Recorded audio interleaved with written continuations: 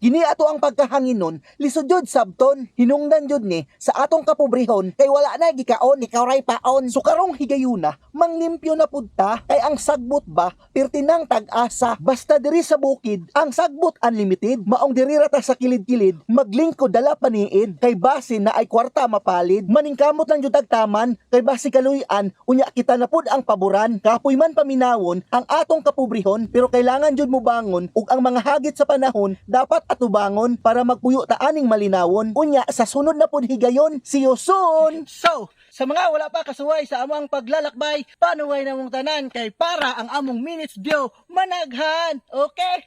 Okay kayo.